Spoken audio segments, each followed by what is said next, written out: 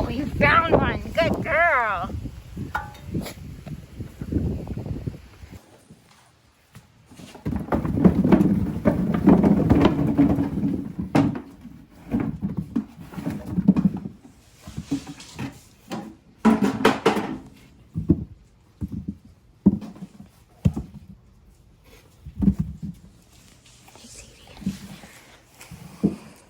Good morning. Well, it's not the next day, it's the day after. We got most of the potatoes out of the ground. There's a few that I'm going to get today while Chaz is at school, but I wanted to show you what I did with the potatoes that I had accidentally stabbed with my shovel while I was digging them out. Also, I have some hash browns in the freeze dryer that are just about done, I think. First, I want to show you what I did with my white potatoes that were damaged while I was bringing them up. So here they are. I cut them into French fries, and so basically I just cut them into fries and to cook in the air fryer. I blanched them and then I laid them out, dried them, and froze them. So before I blanched them, I did soak them in water because they're extremely starchy. And by blanching them, they do hold their color. So I did notice that there's some that are stuck together, but for the most part, they're just individual. I left the peels on, everything. So basically, I just pull these out, season them up with whatever seasoning, pop them in my air fryer, and they're good to go. Probably should pop those back in the freezer before they start thawing out and I forget. So I will show you the other way I preserved my potatoes that were damaged as I was pulling them out of the ground. But the freeze dryer is done, so I'll just go and check it out and show you what we got going on.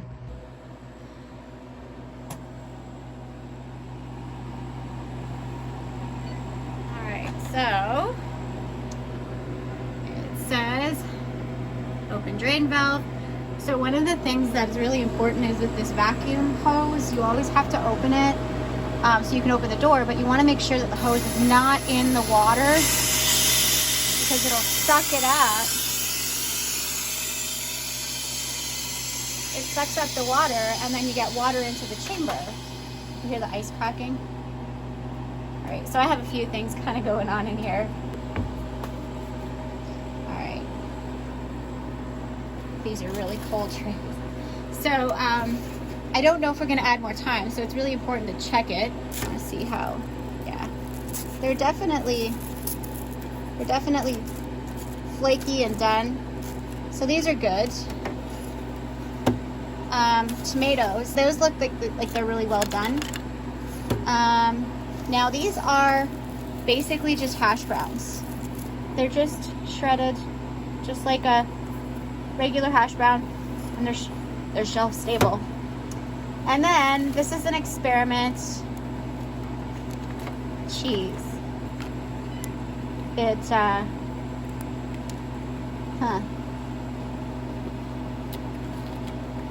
tastes just like cheese. It's like a cheese cracker.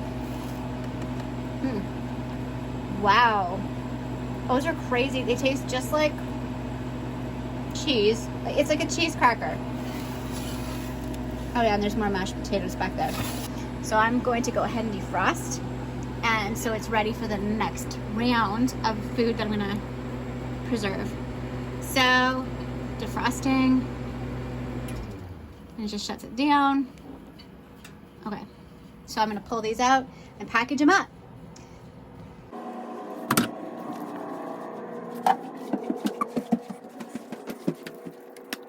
So apparently somehow I broke the internet or something because I was trying to go live on my Facebook and share a lot of this, but I can't, so I had to do a video, and so I thought, well, I may as well vlog it too.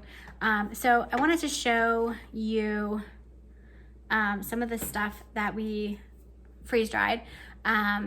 This is the cheese, and you know what? It really just looks like regular cheese. I don't know if you can hear that very well. It's really, really crispy, and it's really delicious. It's crunchy. You hear the crunch? So there's that.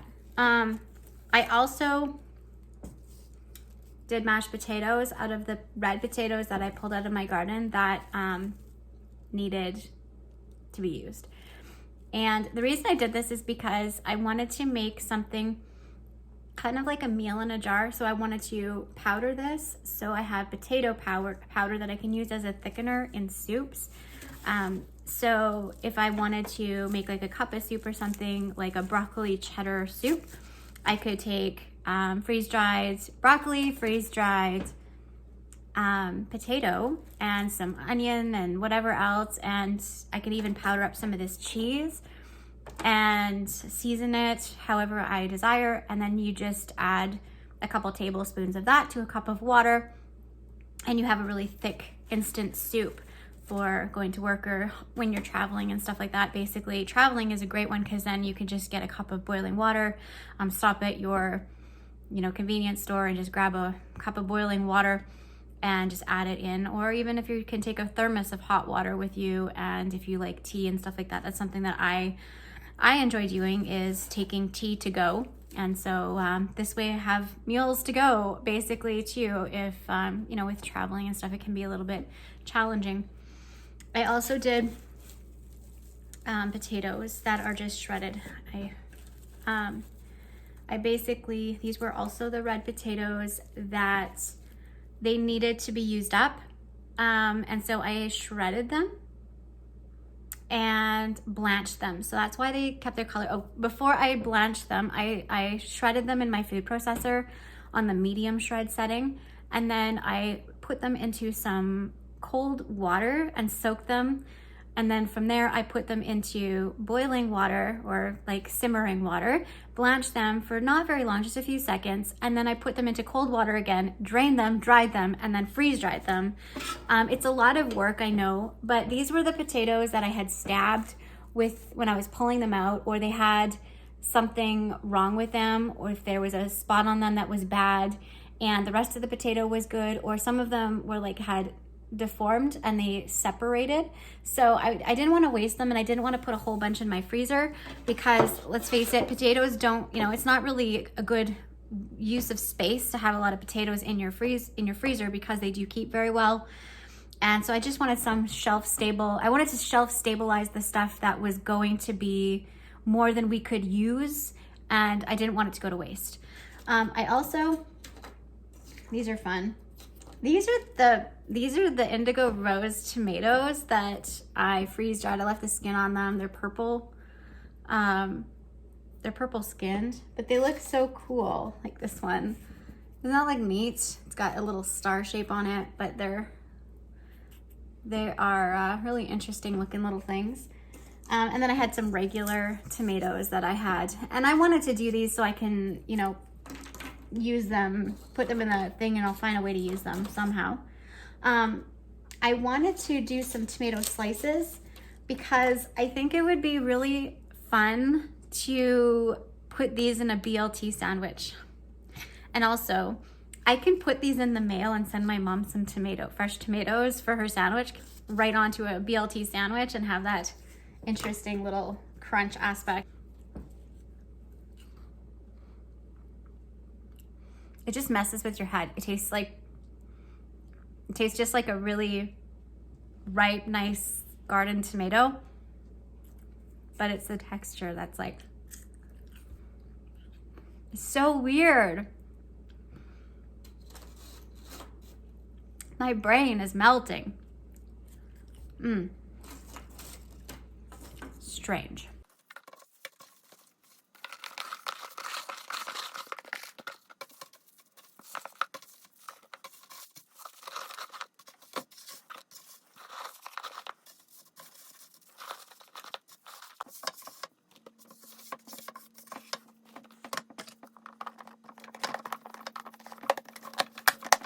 I know someone's gonna ask me where I got these containers, and I just got them on Amazon. I don't have a link or anything, but I like them because all of the containers there's a bunch of different sizes and the lids are all the same.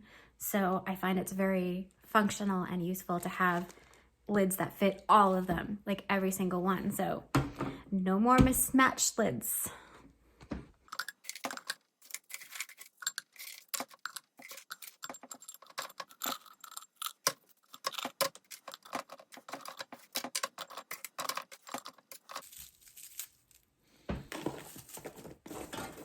So the reason that I'm not just dumping this right into the blender is because I learned my lesson.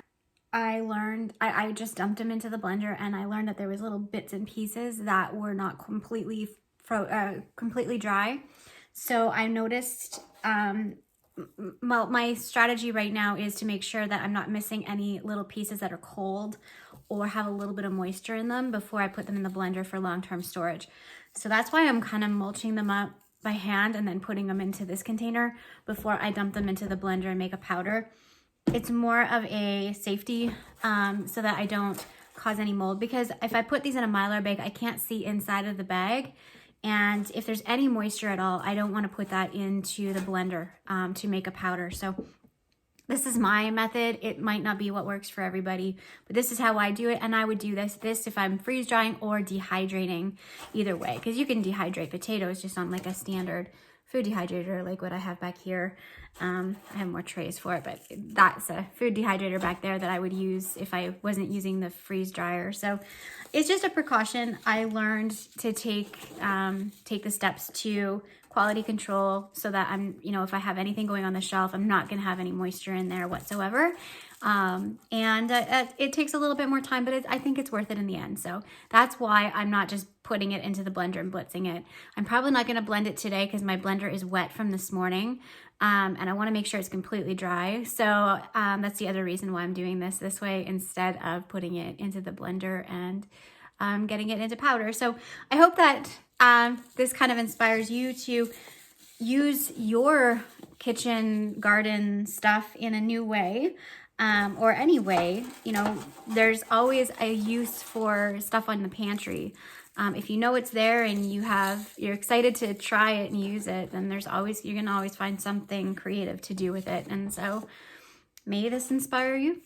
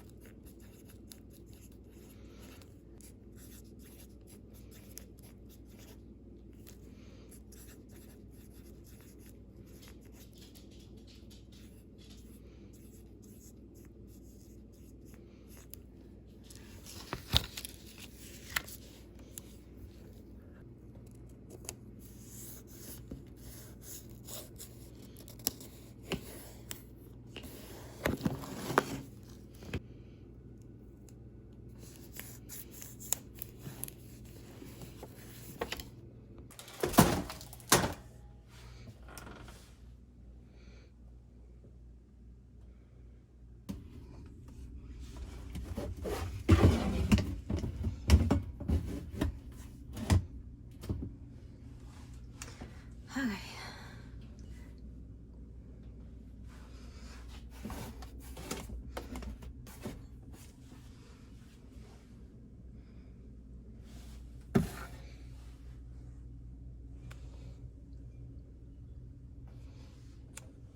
Thanks for watching.